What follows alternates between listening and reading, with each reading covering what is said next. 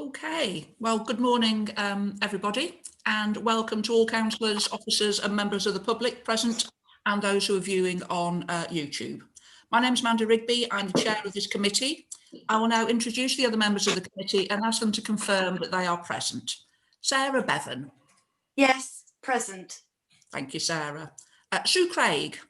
Present. Thank you. Sally Davis. Present. Thank you. Michael Evans. Present. Lovely, thank you. Steve Hedges.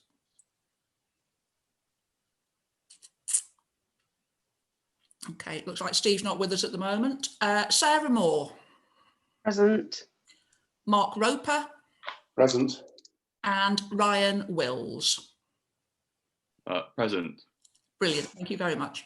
Also present are officers Kath Brown, who is the Team Manager Licensing and Environmental Protection, John Dowding, who's a Lead Officer in Licensing, Harry Ann Evans, who's Deputy Team Leader Legal Services, and Mark Durnford, Democratic Services. Can I remind all the councillors, officers and members of the public to keep background noise to an absolute minimum, to only speak one person at a time and not to speak over each other. Please, please, please, can you all mute your microphones when you're not speaking and then unmute when you're invited to speak. Please indicate if you wish to speak by using the chat facility on Zoom by typing MIS, may I speak, and you'll be called to speak on in turn. If any of you have to leave the meeting, then please draw my attention to that using the chat facility, and returning, please also draw my attention in the same way. Members should also inform me if they lose connection and miss any part of the meeting. For members of the public watching, occasionally you may see one of our videos go blank. That doesn't mean that we've left the meeting. It means that we may be checking our papers on another bit of our device, and at that stage the video turns off, but we can still hear and be heard if we need to. So without further ado, let me move on to our agenda.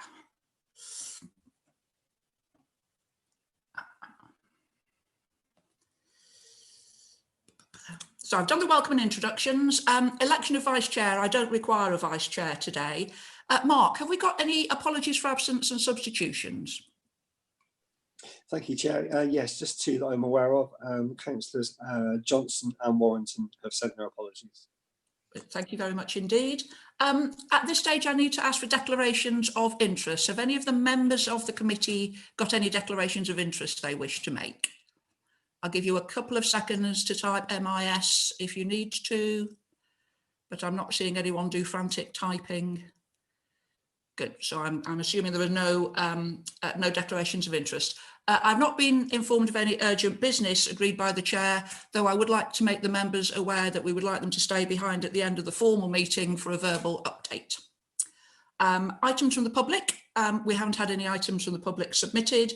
So item 7, minutes of the 5th of February, which seems a long time ago now, minutes for the 5th of February. Can I see someone to propose that they are a true and correct record of the meeting, please? Thank you, Councillor Wills. Can I see someone to second that? Thank you, Councillor Moore. By a show of hands, are they a correct record of the meeting? I think that is unanimous. Lovely. Thank you very much indeed. So we move on to the substantive item for today, which is the review of the Hackney Carriage Unmet Demand Survey report. Kath, I'll hand over to you to begin with, though I do believe you are going to hand over to our guest who's going to take us through the report. But Kath, over to you first. Thank you very much. Just before I do that very quickly, I'm terribly sorry. I've just seen Sally Davis has asked to speak. I was only going to propose the minutes, but that's perfect. Sorry. Okay. Sorry to disturb you. Kath, really over to you this time.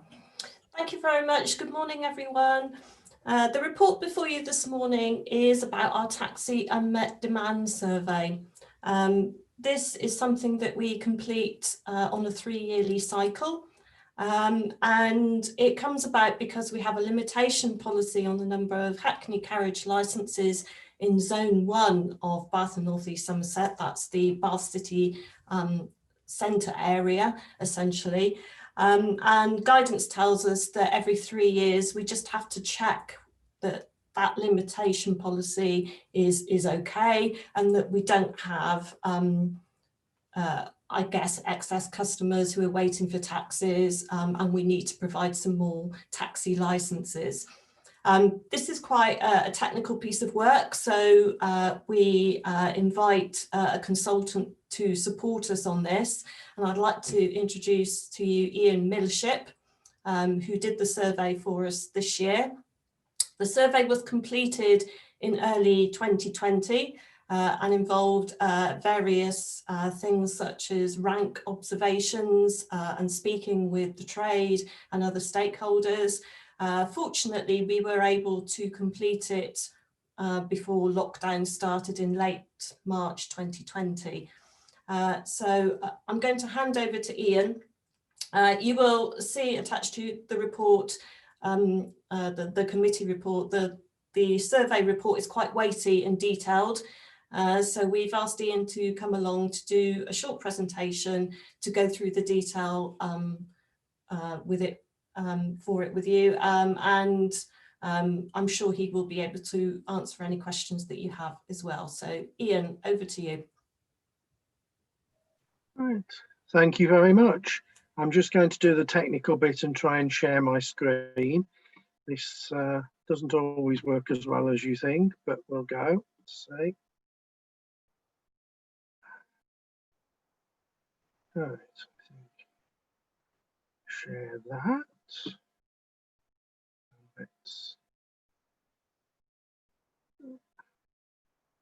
It is moving the right bit to the right place is the problem.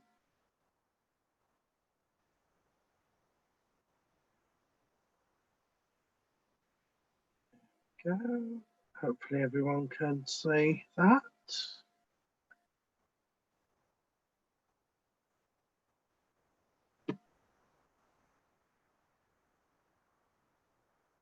Okay, can everyone see that okay?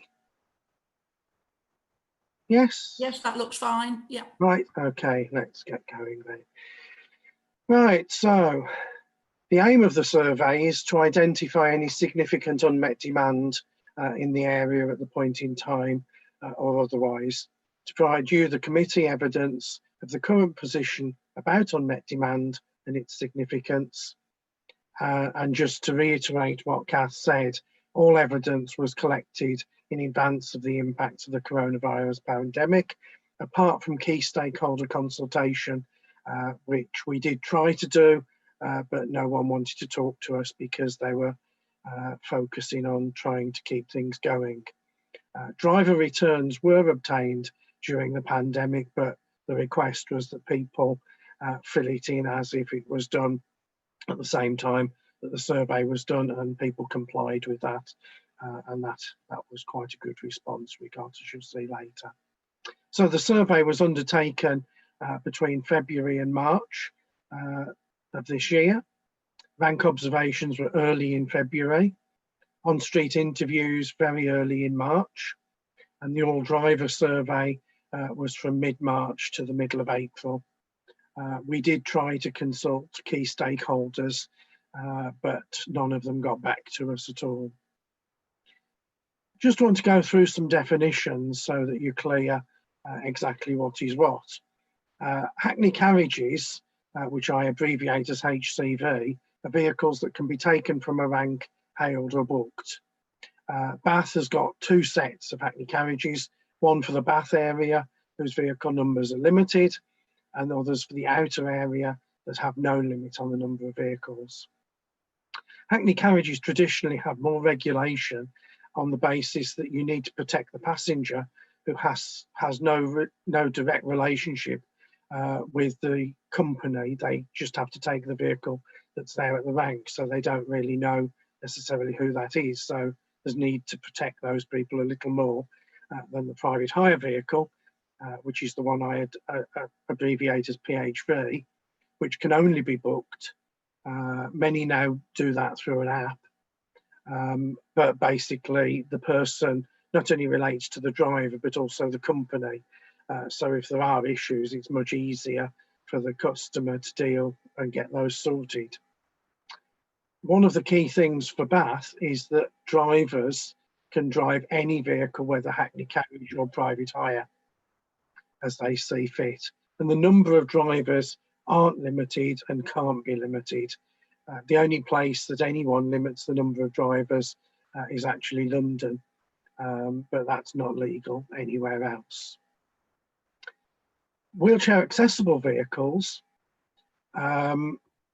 basically those are what I abbreviate as WAV, and there's a range of different types, but all of those have to be approved locally by licensing as to whether they're felt suitable or not. They're not all London style vehicles, and certainly not all of them can actually take every type of wheelchair. Wheelchairs have various sizes and shapes now. And in fact, people themselves, as we know, are different shapes and sizes, and often it's their disability that actually dictates the sort of vehicle that they need. Particularly, some people have chairs with long foot plates because their feet are very sensitive and they therefore need bigger vehicles, sometimes larger than can be provided in a hackney carriage fleet. Now, WAV can exist in either the hackney carriage or the private hire fleet. That can be a benefit sometimes because often people will phone for a WAV rather than risk going to a rank. Unmet demand, which is the heart of what we're doing, is when someone arrives at the rank and finds there's no hackney carriage available for immediate hire. It excludes waiting for vehicles to move up to the front of the rank, which is what we call geometric delay. Private ranks are ones on private land, which often have extra controls from the landowners or its agents or tenants. Bath Station is the one that you have in your area that's like that, and that needs an extra permit from the agent of the rail operating company. The station does also have private hire pickups, but they happen from the rear of the station, while only hackney carriages can be taken from the rank on the forecourt. And just to point out, the passengers have lots of choices how to get licensed vehicles. So they can walk out the front and get a hackney carriage. They can walk out the back and get a private hire. They can phone for a vehicle and agree where to meet it on the way in on the train. All sorts of different bits. And of course, the council has no influence or control over that whatsoever, and certainly has no influence or control over what First Great Western or Great Western Railway do in restraining use of the rank at their station. And generally the industry, that's both hackney carriage and private hire, which I call licensed vehicles, they're trying to be more available to the customer in as many different ways as possible. And one of the major ways more recently has been apps, and people like that because they can be a lot more certain they're going to get a vehicle. Significant unmet demand is essentially the thing that we're looking at. And that's where unmet demand is at a level whereby it can only be reduced by adding extra hackney carriage vehicle plates. Now, the statistics that are calculated have been set up as industry standard for many years, and there's a particular cut-off point beyond which they go when it's said that the unmet demand we've observed is significant, and then it's down to us to think through what the reasons for that are. Latent demand is a lot less easily observable because it's basically where people change their behaviour because they can't get a taxi. But there is a court definition of how that should be measured, although that's what's known as measurable latent demand. The demand you see at the ranks is what's known as patent demand. So that's the training on what my job is. Let's go through the heart of what we found. You've still got 125 hackney carriages in Zone 1. Issues of plates occurred in 2004, 2007 and 2014. Your private hire numbers are increasing gently, and drivers who can, as I already said, can all drive either hackney carriage or private hire, their numbers have been growing steadily since 2017.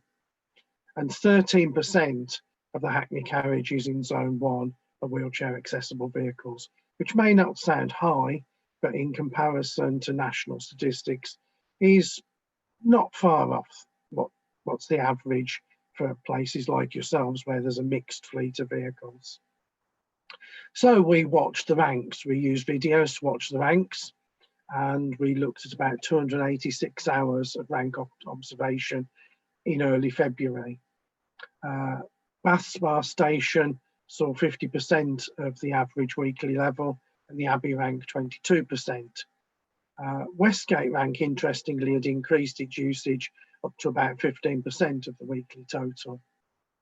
The 10,737 passengers we estimated in a typical week, it was about 27% less than in 2017. Part of that could be due to the fact it was February, but part of it is down to other factors that we'll come on to as we go through the report. Interestingly, we always saw a passenger at a rank at some time during our observation, so there were no hours over the Thursday, Friday, Saturday we observed when there wasn't somebody waiting at a rank somewhere in Bath. The Saturday peak was actually 5 times the average rank passenger level per hour, and in fact that peak hour saw 6% of all passengers in the survey period we covered. 1% of the surveyed hours had average passenger delay of a minute or more, and 10% had average passenger delay of any size. That's anything from a second upwards. 73% of your fleet carriages were seen active on the busiest day.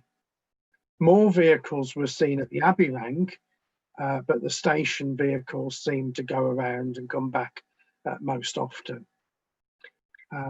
We got some information from one of the local operators, and their app usage was 28% of all their bookings, with their average usage up 1% from between February 19 compared with February 2020. So they got 1% more passengers over this year compared to the previous year for the same month.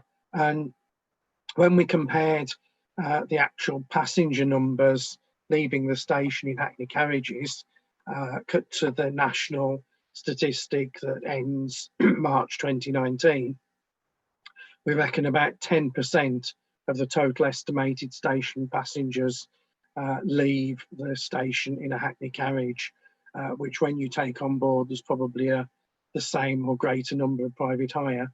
That means about maybe a third of people arriving at Bath Station leaving a licensed vehicle of some form or other. So licensed vehicles are quite important to the train operator. We talked to the public and we found 60% of them had used a licensed vehicle in the Bath area in the last 3 months, which was remarkably similar to the level in 2017. However, there were 1.3 licensed vehicle trips per person per month, dropping to 0.5 for Hackney carriages, and those values are down from 2.2 and 1.2 back in 2017. There's been a very strong rise in app usage. 91% of those using an app said they used a national one, and 9% were using the local one. Nearly all those we talked to could remember seeing a Hackney carriage. However, 44% of them couldn't remember when they'd last used one. So people know about Hackney carriages, they just choose not to use them. The main 2 ranks at the Abbey and the station are known about, and just under half the people who knew about them said they used those ranks. Everyone said the service was well appreciated, and they felt there were high standards for the vehicles that they got. 24% of people said they used licensed vehicles more, 19% said they used them less, and 57% said they'd used them about the same as the last time of survey. So when you put all these numbers together, in our mind, it suggests apps have increased the overall number of people using licensed vehicles, but actually the frequency of usage has probably reduced. So you've got some new users in there, but other people are actually using Hackney carriages less. And of course, this was before the pandemic, but it was a good snapshot just immediately before that. Unfortunately, stakeholder consultation, everyone was too busy trying to keep their businesses going. So despite us chasing people, no one responded to that.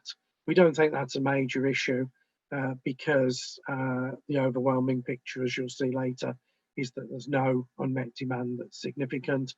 and even strong views from stakeholders wouldn't overturn that. And of course, even though people were busy and weren't wanting to respond, I think if they had got a problem, people would respond given a chance.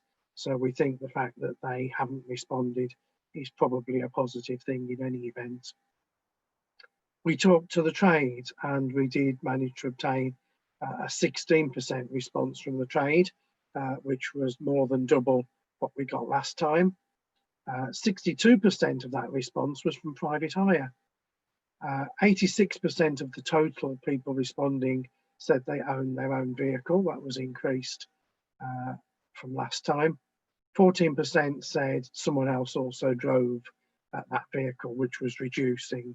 That's a national trend. We're seeing less sharing of vehicles.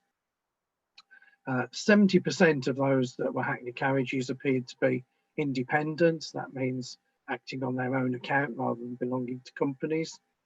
23% used the Bath Spa rank and 34% used the Abbey rank. So that's 23% at the station, 34% at Abbey. 80% of all the people who responded agreed that the limit should be kept. And that did include many private hire respondents who also supported the limit. From the Hackney carriage side, when we asked them what they thought the benefit of the limit was, 35% said it benefited by providing high standards of vehicles. 39% felt it limited public waiting times, and 22% said it reduced the level of pollution and congestion that might arise if there were more vehicles. In disability terms, 96% of the people said if they needed a wheelchair accessible vehicle, they would pre-book it, which means it would go through the private hire side of the system. Resulting from that, we actually saw low usage of wheelchair accessible vehicles at ranks. We just saw this time one at the station and one at the Abbey rank. But interestingly, 18% of the vehicles we saw at the ranks appeared to be wheelchair accessible style compared to the 13% in the fleet. So there is a good proportion of the wheelchair accessible vehicles out servicing ranks compared to the level in the fleet. So they're available if people want them. It's just that most people tend to choose to be certain by booking. Then we looked at the significance of unmet demand. The flow profile, as we've already said, is peaky, with 6% of all passengers in the 10 o'clock hour on the Saturday evening. That means it's more difficult for the fleet to actually meet that demand. The survey period Saturday demand, however, was met with about 73% of the fleet seen during the day. There's a lower proportion later at night. It wasn't all 73%, but the highest proportion was in that evening period. So the drivers were responding to demand quite well. The index of significance of unmet demand, which we take and calculate from various operating statistics, was up from last time, having said which the value is 1.86 for the council ranks and 0.73 including the station rank. And that's a long, long, long way from the value of 80 that's seen to be significant. Several elements of that index reduced, apart from we had to use the seasonality value of 1.2 because we did the work in February. The percentage of passengers waiting in hours that was over a minute had gone up slightly, and latent demand, that's people giving up waiting, had also increased slightly. But both of those had only happened at the council ranks. At the station, surprisingly compared to last time, the service there was very good, but that was probably because the overall flows at the station were down by something like about 63% because it was winter, and therefore the low vehicles there could cope with that level of demand quite well. So the key conclusions: continued overall reduction in rank-based demand in the area, no evidence at all of any unmet demand that is significant. That covers both latent and patent demand. You can retain your current limit policy. We think that that provides a stability to the trade. It's strongly supported by both Hackney Carriage and private hire, and should be retained on that basis. Hackney Carriage trade, we would point out to them that they benefit from using an app. There are Hackney Carriage apps that are available that would increase their usage perhaps. And we know, interestingly, that having apps on the private hire side has possibly increased the usage of the smaller ranks, because what we think is happening is that some people are coming out of shops and other places near some of the smaller ranks, particularly Westgate buildings. They're going into the pocket to get the phone out to go to get the app open, and they're seeing a Hackney Carriage sitting there, so they're jumping in that rather than getting onto the app. But as always, the key item is that people will use vehicles they can get easily. So the more you make your vehicle accessible to the public that want you, the more they'll use you. Final key comments.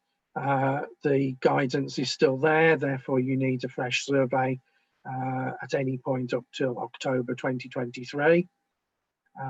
There's no evidence that demand is likely to become significant before then, or maybe demand will become significant before then. That's even more true with the changes from the current situation.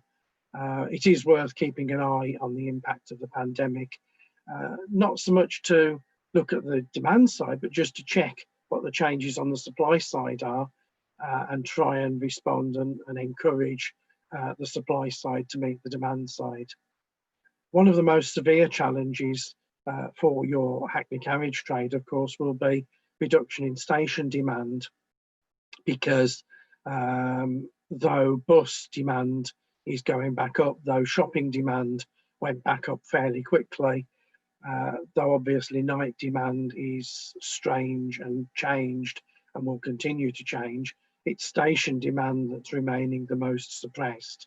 I talked to a friend from Network Rail, and though rail demand had started to go back up and was getting back towards 50%, rail demand has now gone back down to about 30% of what it was.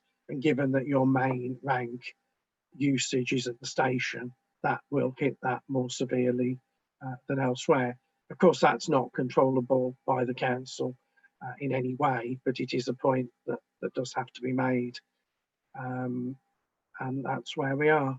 At that point, I will take questions. I shall put myself back up to the full by closing off the presentation.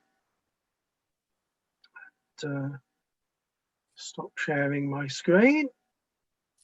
I'll put myself back on mute. Brilliant, thank you. Questions. Thank you very much indeed, Ian. Very, very appreciated. I'm seeing some people wishing to speak, so I shall take them in the order I can see them. First, I've got Michael Evans. Thank you. I was just wondering, if you're looking for unmet demand in a tourist city, why choose February? Why not August?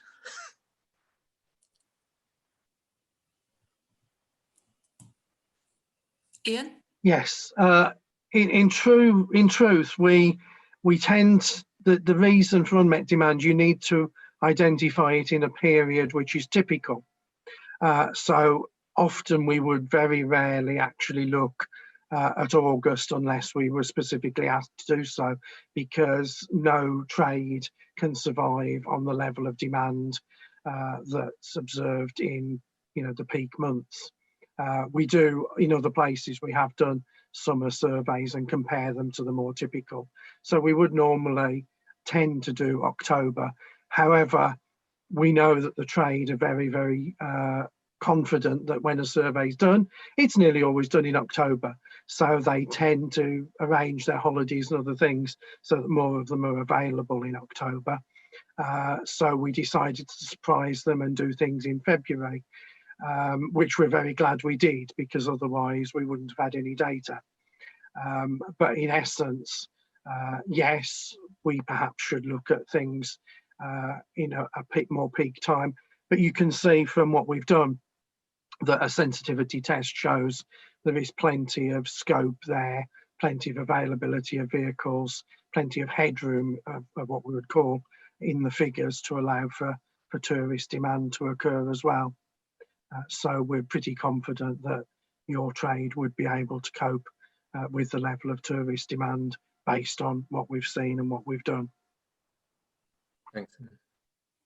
Next people, I've got Councillor Craig and then I've got Councillor Hedges. So Councillor Craig. Chair, and thank you, Ian, for a very comprehensive report. I have to say, I was a bit punch drunk with all the numbers by the time I finished reading it. So that presentation was very useful. Thank you. My question, I wonder if you know or can comment on which neighbouring authorities or surrounding authorities impose quantity restrictions, because as far as I understand it isn't compulsory and a lot don't. And whether this has any impact on the figures that you're collecting here. I know from my own use of taxis, they do quite often, and these are private hire vehicles, of course, they do quite often seem to come from out of our local authority, often from Gloucester, and I just wonder whether that made any difference. Yes, the impact of vehicles coming from other places can have quite an impact in some places, although whenever we've measured it, we actually find it's not as big. It's more noticeable because obviously they're different vehicles, so they can take demand, and there has been a feeling that in some places, particularly one of my neighbouring local authorities, Wolverhampton, seems to have vehicles absolutely everywhere. And yes, they do have an impact, but it's relatively small.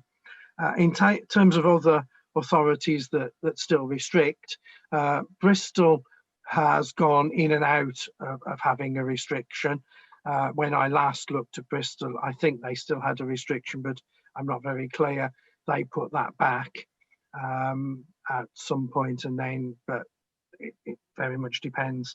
There are quite a lot of other authorities on the south coast. For example, Plymouth still retains a restriction, as do Bournemouth and Poole, and as do quite a few others. It's about 25% of all authorities around the country do still have a restriction, more of the urban areas and more in the north and northwest than around. But quite a few do still retain that. And as I say, the key test that had the Law Commission got its way, the test would have been a public interest test. And we believe that, looking at the statistics, the public interest test does the limit benefit the public in Bath. And we strongly believe that at the present time, the limit in Bath does actually benefit the public. And part of that is shown by the fact that not only is it supported by the hackney carriage trade, but the private hire trade are also supporting that because they think it gives a lot more stability than otherwise would be the case. Often if you've got the requirement for more plates, it will come from the private hire, and there doesn't seem to be that. They seem to be quite happy with their lot and with the stability that the limit actually brings to the area. And so, you know, we think it is a good thing, and it moves forward and it helps support the trade more than it would otherwise. And actually, in one respect, if you had more vehicles, there is a tendency they would go to the main ranks, and there's not a great amount of extra space available. And it probably would cause more problems with vehicles waiting and clogging up the streets and causing more pollution than otherwise. So we think overall, on balance, you've got the right situation at the minute, and there's no negative impacts of what you've got. Okay, thank you. Yeah, it's interesting what you say about vehicles from outside the area having a small impact, because I have to say that I feel that most often when I get a taxi, which I haven't done now since the beginning of the year, but they do seem to come from outside this area. But no, it's interesting. Thank you. Thank you. Councillor Hedges. Thank you. Firstly, Chair, apologies for being late, but I'm having terrible internet problems. So if The reason you can't see me is if every time I go onto the audio, it kicks me off. So Okay. it's onto the pictures. I mean, basically, it's similar to questions to the last speaker. Is I know that there's a lot of Uber taxis that come from outside of Bath and work in the city centre. Was that taken into consideration when they did the survey? And a bit off context now is we're in a period of flux where all trades everywhere are suffering. So even though I appreciate all the hard work that's been done on this report, it's pretty obvious that the trade is struggling. So I think we will probably have to do another survey as soon as we know that COVID is at or near an end, to see how many taxis have gone under, if we need to have any more taxis. And during this period of COVID, I'd like to know if the council's helping the taxi trade in any way financially. And that's my questions, Chair. Okay, well, I think some of them are for Ian and some of them may be more for John and Kath. So Ian, if you take probably the Uber question first, I guess. I'm just going to look at some statistics to get that. So if John and Kath want to answer the other question first, I'll go into my various files and get a clear answer about the Uber, because we did actually do some observations. Okay, Kath. Okay, so in answer to your question, Steve, about what help we're providing to the trade at the moment, obviously we're very conscious that they are under pressure like lots of other businesses. I will let John explain in a moment what we have done in terms of license renewals and license fees over the last 6 months, where we've been very flexible in terms of those payments to assist the trade. The other thing I would mention is obviously we've announced the launch date of the Clean Air Zone on the 15th of March next year, and we have a financial assistance scheme in place to support taxi drivers in terms of obtaining a compliant vehicle. They are eligible for a grant and an interest-free loan, so they are getting support that way as well. John, would you just like to run through what we've been doing to support them in terms of licence renewals? Okay, yeah, thanks, Kath. Well, we obviously had to respond quite quickly to the situation when the pandemic first came in, as we had a renewal period for our Hackney carriages that was imminent. So reacted to that in the way that we gave them 3 options at the time. We asked them to either carry on as normal and renew their licence as if they were able to, or we gave them the option to defer the licence payment completely and carry on trading as normal. We would renew their licence and they will pay us the licence fee when they're able, or we gave them the option of submitting an application to us, which obviously in the regulated system then protected their licence, but deferring the application until they felt they were able to trade. So at the time, a number of our Hackney carriages, because the trade was hit very, very heavily at that time, took the option to defer. Some of them took the option to trade as normal, and so there was, in fact, to be honest, the majority took the option to trade as normal, because the licence fees, as we adjust them every year, depending on the work that we've done and make sure that they're pitched appropriately, the fees weren't particularly high this year anyway. So quite a lot of our trade decided to renew as normal, and so that when trade did pick up, they were able to just hit the ground running, so to speak, and carry on. Some deferred completely, but they were the very small minority, and others just took a payment holiday. So the vast majority of our Hackney carriages, in fact, I think all of them, apart from potentially 1 or possibly 2, are actually trading as normal now. We're adjusting going into the period where we've got our private hire renewal. And again, we've looked at our fees and they've come out at an extremely low level this year. So we've approached the trade and just said, look, here it is, it's £58 to renew for the year, and we've had no response from anybody saying that that's unreasonable or they can't cope with that. And our private hire renewals are we're in the middle of that process at the moment, and they're coming in thick and fast at the moment, and the trade is picking up at the moment as things sort of don't return to normal, so to speak, but are increasing with footfall from universities back and things like that. So that's our picture at the moment. And I would say we've had very positive feedback, haven't we, John, from the drivers? They really appreciated this flexible approach that we've taken. Yeah. Thank you very much. Ian, have you got your stats to hand then? Yes, I have. In essence, we do what's called a plate survey, which basically we go near to the main ranks, not actually at the ranks, because otherwise we'd only be picking up Hackney carriages. But we went near to the Abbey rank and near to the station rank and observed all the taxi-like vehicles that we saw. So that includes private hire, anything out of town and so on. And we managed to see 500 different licensed vehicles during the Saturday. And as you remember, I said that 73% of the Hackney carriage plates were observed active. Now we saw 500 altogether. And of that 500, there were 10 observations that were identified as being vehicles not from the area. So that's 10 out of 500, which they are very noticeable because they're different, but they are not a huge proportion.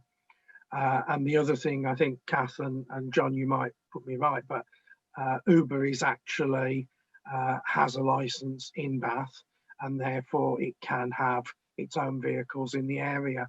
So the only time it will draw vehicles from other areas into the system will be if it's got a shortage, because obviously it wants to support its own local drivers. But that's not to say that some people don't choose to do that and prefer to come and work in Bath from being based somewhere else. But again, we don't think that the overall impact of that is absolutely huge. It obviously is an impact, but it's nowhere near as large. It feels larger than it actually is, and that's the thing we find around the country. The impact feels larger to the trade, to the people, but in essence, it's not as big as it might be. And yes, we certainly took it into account, and it wasn't significant, and it didn't suggest that the Hackney carriages weren't able to meet need. Therefore, people were having to come in from outside, because you've got plenty of your own private hire have switched to Uber and are using that already locally. I think that is correct. I'll come back and say some things about what to do beyond, because obviously we have some views on that. But I'll just let John or Kath just confirm what I've said about Uber first. Yeah, I would agree with the statements there. I mean, an awful lot of our Bath licensees now take advantage of multiple operators to work for both Abbey, V-Cars and Uber. So the growth of Uber amongst Bath licensees has been quite significant over the last few years. Thank you very much. Before we go on to you saying things about what we should go in front of, I think, well, we've definitely got one more question, because I've got one. And I don't know if any of the other councillors do. As part of the survey, I was quite keen that although it wasn't entirely dealing with the unmet demand side of it, if we were surveying people, I wanted us to get some information for the future about what people's views were on would they pay a premium for an electric vehicle, would they not pay a premium for an electric vehicle, where are they in terms of looking at the provision that we make in terms of how environmentally sound it is. Could one of you maybe just give some very brief overview? I saw the figures were in the document and I thought they were going to be in the presentation.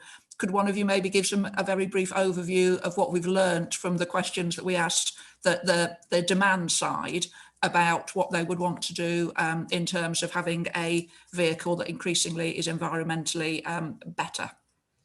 Ian, are you able to give the stats? You've probably got them to hand. Yes, I'll just give me a minute just to get back into my detailed tables of results.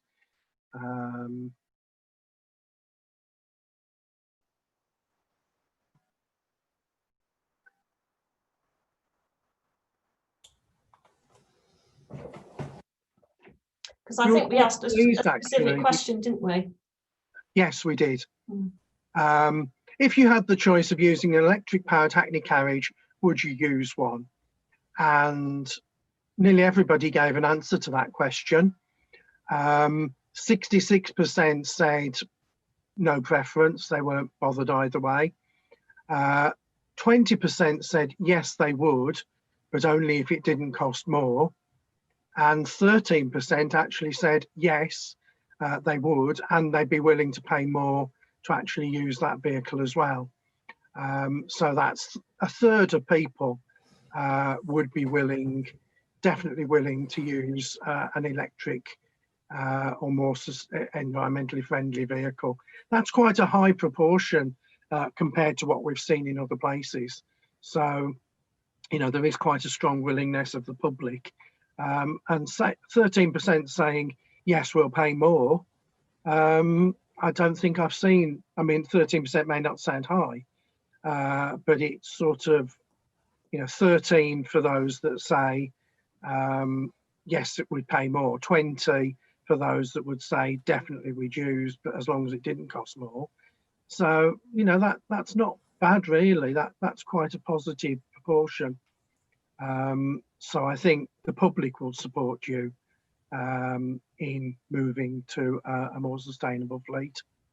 And my sort of follow-up question is, because obviously the last thing we want to do is hurt the trade whilst it's already hurting, how can we communicate some of this output to them in a way that shows the direction of travel that we're probably going in, but doesn't make people panic that they've got to get rid of the car that they only took out on lease a year ago type thing? Because if we are saying a third of people within Bath are up for using electric vehicles, and, you know, of that, a third of that third would be happy to pay more, is that something we should be communicating to the trade now?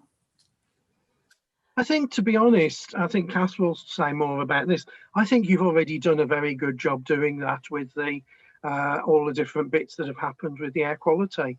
And I think the trade, I mean, Cass and John, please tell me, but I think the trade are pretty well advised and have had it explained fairly well. And I think they're reasonably on board, but I don't know, John knows the trade better than me. But I think they're pretty well switched on and keyed up and have been advised very well already. So if I start, and maybe John, if you dip in as well, I would echo Ian's comments. We have had approaches from operators who want to have electric vehicles.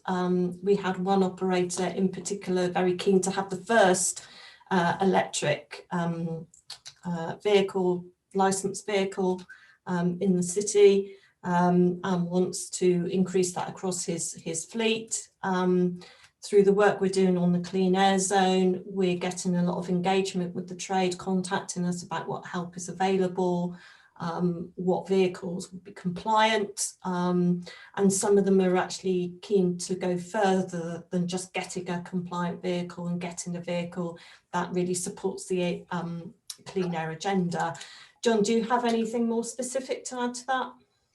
No, not really. I think you've both covered the local situation. Well, I think that not just here, but nationally, the taxi trade are very, very tentative about moving to all electric vehicles, because obviously the technology is still, whilst it's come on leaps and bounds in the last few years, it's still an emergent technology, and there's an awful lot of the main barrier for an all electric vehicle to the hackney trade is the significant increase in price for that vehicle. And obviously, when you've got your more hybrid alternatives, and they're tending to look more at those at the moment. But again, I think as technology changes, as battery prices lower, as range increases, and all the rest of it, then these vehicles will become more attractive as part of the sort of evolution of the process and the technology. But at the moment, I think our trade are very aware of what the options are. And we've tried to deliver that in by working with the CAS team and organising road shows where we've had some vehicles brought along for them to look at, for them to try out and get some practical experience. And whilst there's a certain tentative amount of leaning towards that, I think a lot of them are still hanging back at the moment, hoping that things will develop more and prices will come down, ranges will extend, and that overall the electric vehicles will become more of an attractive package, you know, to small business. Just to say, I am aware there is a major trial just kicking off in Hertfordshire, where they're trying to get something like 200 electric vehicles into the fleet across the whole of Hertfordshire every year over the next 3 years, and to collect information and feed that back. We're in touch with a company called Electric Blue that's doing quite a lot around the country. And as John and Kath keep in touch with me, I'll be able to feed back to them some of the stuff that's coming out of that and the benefits for that. I'd just like, if I can, just to say something more about where you are with this survey and how to update it in terms of impacts of the virus, if I might. You may, but can I take the questions from the councillors first, Yes, please? certainly. And do that at the end, if that's possible. Councillor Craig.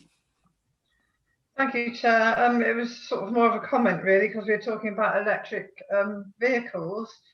It's really good that the public seem to generally support EV taxis, but assuming a lot of these, the Hackney cab drivers are local, we've just got a huge problem in Bath with public charging points. I mean, if they're local, these people very possibly, like me, don't have a drive or a house or somewhere to charge their car. You know, there are 2 pod points in Charlotte Street car park, 2 pod points, and one of them has been out of action for weeks. So, you know, I've driven up there to use it. The other one is occupied, so I can't charge a car. You know, I mean, it's just a completely hopeless situation for people that live locally. So, yes, the price of the cars is a big barrier, but also being able to charge them. You know, a cab driver needs to be able to quickly go up, get their car charged, get back on the road again. And, you know, I can go, well, weeks sometimes without being able to get it charged unless I'm prepared to pay for Southgate Street car park or drive out to Newbridge and, you know, walk or bus back in again and park out there. It's hopeless. The provision in Bath at the moment is hopeless. Get off my soapbox now. Thank you. But thank you for raising that, Sue, because it is something that's a limiting factor, as well as things like the expense and the worry about whether or not the technology is right. So it's a good point and very well made. Are there any more questions from any councillors before we move on to what we should be doing because of the pandemic and next steps? Steve, Councillor Hedges, I can see your hand is still up. Is that because you want to speak again, or you didn't take it down after the last time? No, I didn't take it down. Sorry. That's all right. Okay, if there are no more questions, yes, I think it'd be really useful, Ian, if you could just say what you think we should now do because of the pandemic and updating the survey, etc. That would be brilliant. Thank you. Yeah, just to say that I've been working with Kath and John for many years, so they understand some of the places I'm coming from, sometimes a lot better than I do. And John and I have some great banter at times, for which I'm very grateful. It keeps me sane. We have been looking a lot at how to develop surveys, how to be able to react to what's going on with the pandemic and with the Hackney carriage and the private hire trade. We have managed to do some survey work during the period since the pandemic, and we're actually finding that whereas in the past in an unmet demand survey, you're mainly looking at what was happening at the ranks and understanding the demand side and seeing whether what was effectively a fixed level of vehicles was actually still coping and managing the demand that was there, and it was mainly the demand that was changing. We're now finding, as we've looked at one, in fact it's a survey in the southwest, I just got the results from yesterday and I'm starting to scratch my head very much about them now. But in essence, not only is the demand side changing, obviously the supply side is changing. And with clean air zones coming, with various other things changing, the impact now is going to be a lot more on the supply side as well as the demand side. And having policies that committees can set to actually understand and help the trade is going to be a lot more complex in the future, because you need to understand how both sides or all the different impacts are occurring. Now, obviously, we've got our hand on putting all the data together, and what you have for this study is a database of information from various sides and different angles, so that you can actually play tunes with all the different parameters and be able to understand some of the impacts. So, for example, we can actually split down where demand comes from, and therefore, if you understand where demand is coming from the survey, you can look at how that changes, not necessarily with having to do further surveys, but mainly doing sample work to understand whether your estimates are right or not. So, for example, in your survey, the bulk of demand came from the rail station. Now, we know that rail station demand hasn't resurged as quickly and is unlikely to do so. So that's a reduction in what's going to happen with Hackney carriages and presumably with private hire at that point as well. We know what proportion, about 11% of your Hackney carriage observed demand actually came from evening trade before 10 o'clock, and a whopping 30% came from evening trade after 10 o'clock. Now, obviously, some of those that used to go out after 10 now, if there's a restriction that they can't go out after 10, may go earlier, may not go at all. But you can obviously see what that is. But 11% of the demand was from shopping, and we reckon that will stay fairly similar one way or another. And in some places and other national places as well, people are asking the question, will you use taxis more or less? Some people are saying less. A lot of people are saying, no, it won't change our usage. What will change the usage more is how much we do or don't go out. And others are saying they'll use taxis more because they haven't got a car, they don't fancy public transport, but they need to get around. And as long as the Hackney carriages and private hires are demonstrating clearly that they're COVID friendly, which is much more easy to do with a small vehicle, then people are saying, yeah, we're happy to use them.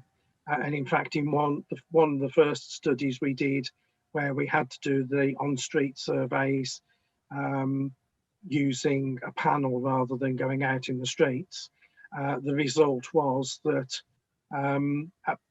overall the usage of taxis was probably going to be down about 10% on people's usage, which was quite interesting.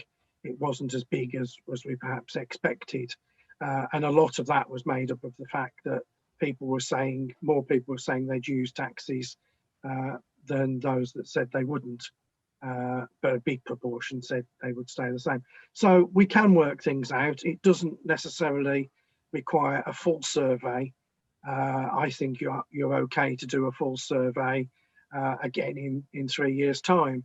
That's not to say I can't help you and there aren't things you can't do yourselves to help look and follow things through and understand what you can do to help make sure the trade that is very important to your economy can continue. And I think, there will be discussions. I'm there for John and Kath when they need to talk with me, but I think they'll have things they can do as well based on what we've got in the report. And I'm sure that you can work together to make sure that the importance of the trade to Bath continues and perhaps increases through this difficult time rather than decrease. I shan't say any more, that's my soapbox. Happy to answer any more questions, but I think I'll go back and let Kath and John say whatever they feel. Yeah, I think I'm just having a look. I don't think there are any more questions. Kath and or John, have you got a final comment before we just move to the recommendation? I guess just one comment, about doing surveys. Obviously, there is a cost to completing the survey that Ian has just done. The cost of that is factored into how we calculate the licence fees. So I'm reluctant to do it that often because we have to do that exercise. But I think Ian's got a point there. We've got a lot of data, and we can interrogate that data a bit more over the coming months, rather than going out and doing another survey, which would be costly. Yeah, and there's always a way of doing kind of an informal survey when John's sending out his emails to all taxi licence holders. You know, there's nothing to stop you putting just a little question at the end. I know it's not the same as doing this kind of survey. We can always do that. John. I was going to say, I mean, obviously through our the way we approach licensing, we're in quite we're in good contact with most of our licensees anyway, to, you know, assess what their own opinions are through talking to them and through trying to understand the impacts of COVID that had on the trade. And similarly with our private hire operators, I've been in contact with them all through the lockdown to try and assess what sort of levels of return businesses they've got going at the moment, because obviously at one point, you know, when we were in the most extreme part of lockdown, their trade dropped off to almost zero. But I'm pleased to let everyone know that from my discussions with them at the moment, that there seems to be an upturn in trade, and whilst it's not anywhere near the levels that it was, you know, there is a certain amount of optimism out there at the moment, so I hope that continues. Yeah, thank you very much. That's a nice place to end the discussion on. The recommendation we have in front of us is that we recommend that the number of vehicle licences in Zone 1 remains at 125, and that we keep a limitation policy in place. This is just a recommendation that we can make. Obviously, it would be a cabinet decision to change anything. Can I see someone to propose the recommendation, please? Councillor Roper, thank you very much. And someone to second? Councillor Davis.